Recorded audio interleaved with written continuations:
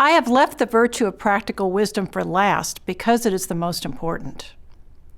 Aristotle argued that practical wisdom, or phronesis in Greek, is an intellectual virtue, but it is a virtue that is both necessary and sufficient for the possession of the moral virtues.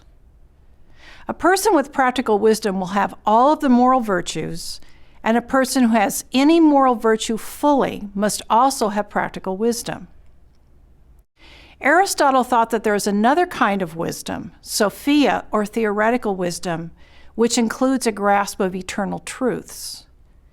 Aristotle thought that a person with theoretical wisdom may not be very good at practical matters, and so theoretical wisdom and practical wisdom are not the same thing. I have grave doubts about the distinction between the two kinds of wisdom, but my main interest in this lecture is practical wisdom and its connection with moral virtue. Think about all of the virtues we've discussed and how often it can happen that more than one virtue is relevant to the same situation. The demands of the various virtues might even conflict. We can all think of situations in which the requirements of truthfulness seem to conflict with the requirements of kindness, or situations in which generosity with your time or your money conflicts with some other virtue that needs your time or money, and it can conflict with parental or job responsibilities. It takes a certain kind of judgment to balance and integrate the demands of the different virtues into a single line of action. It also takes good judgment to figure out how to accomplish the aim of your virtuous motive. Suppose you're trying to comfort someone who's bereaved.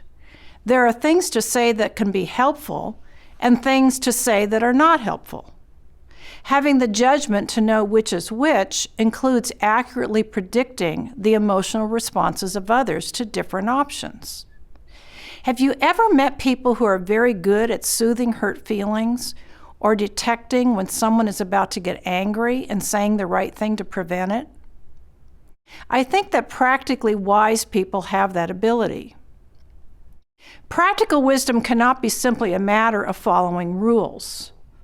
Maybe there are circumstances in which no rule applies. Or maybe a rule applies, but it ought to be bent a little. A person with practical wisdom would know whether and when that happens. So, practical wisdom is partly a matter of having good practical judgment. But that is not all that it is. A person with practical wisdom has greater understanding of the world than the rest of us have. Think again of Confucius. He was not just a person who was good at giving advice, like a newspaper advice columnist, but he told people things they didn't even know enough to ask. He said lots of things that were so inspiring, they've been repeated and studied 2,500 years later. It's much harder to define wisdom than courage or honesty, because even though we can often recognize wisdom, its intrinsic features can be hidden. We can recognize that Confucius was wise, but we can't identify all of the aspects of his wisdom. But here are some of my hypotheses about wisdom that we can discuss. First, there are features that I don't think are intrinsic to wisdom, but are more like signs of wisdom. First, people go to them for advice, and the advice they give seems right in retrospect. It is later endorsed by themselves and others. Also, many of them have a certain bearing and demeanor. They appear calm and reflective, but without being neurotic. Think again of Confucius. And they say a lot of things that are inspiring. These features are rather superficial. They help us identify wise people, but they don't tell us anything much about what makes wisdom wisdom. What we really want to know is what it is about wise people that leads others to trust them and to go to them for advice. We want to know what it is about wisdom that led Aristotle to think that it is both necessary and sufficient for moral virtue. Here are some proposals about the constituents of wisdom, some of which have been studied by psychologists. Wise people are good at integrating the requirements of many different virtues into a single course of action. That's why people go to them for advice, and why their advice seems right in retrospect. Wise people have a breadth of general knowledge and a deep understanding of the relative value of things. That is another reason why people go to them for advice. Wise people have emotional equanimity. They're attuned to both the natural world and the social environment. That is why people trust them, why they have a calm demeanor, and why they're able to say things that others find inspiring. Wise persons are good mind readers. They detect the emotions and thoughts of others well. That's why their judgment is later endorsed by themselves and others. I think that these features show us why Aristotle thought that practical wisdom is sufficient for having the moral virtues.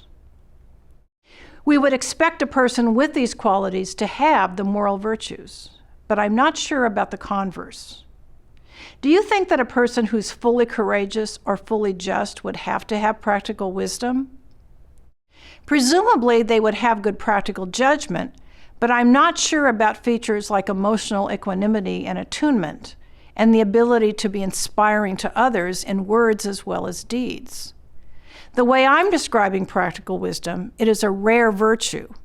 There have never been many people like Confucius. Jonathan Lear describes a different kind of exemplar of wisdom in his book Radical Hope, which is the story of Chief Plenty Coups, the last great chief of the Crow Nation. The chief was a visionary sage who led his people at the time that their culture was falling apart. Near the end of the 19th century, the Crow tribe were pressured to give up their ancestral lands and their hunting way of life and enter a reservation. Chief Plenty Coups describes the devastating effect on his people at that time. He says, "When the buffalo went away, the hearts of my people fell to the ground, and they could not lift them up again. After that, nothing else happened." Lear perceives Chief Plenty Coups as having Aristotelian virtue. He led the Crow by following a vision that came to him in a dream as a child. His vision included collaborating with the white man against other tribes when the war for the West was being fought. The outcome was that the Crow were the only tribe able to keep a portion of their ancestral lands. The chief kept the Crow together and succeeded in preserving their customs and spiritual beliefs. I think that Chief Plenty Coups shows another side to wisdom, knowing what to do in highly unusual circumstances, circumstances in which nothing from tradition can be relied upon. For the Crow, a whole culture had to be reorganized. Chief Plenty Coups not only had wisdom, but he had hope, as the title of Lear's book suggests, a virtue that is essential when things are going very badly. His hope was not just optimism, but a firm belief that his vision came from the spiritual world, and he could stake his own life and the life of all his people on it. We've not talked about hope in this course, and hope is often overlooked in works on ethics because it does not directly affect one's treatment of other people. But I think it is a very important virtue. I will post some references about hope on the course website.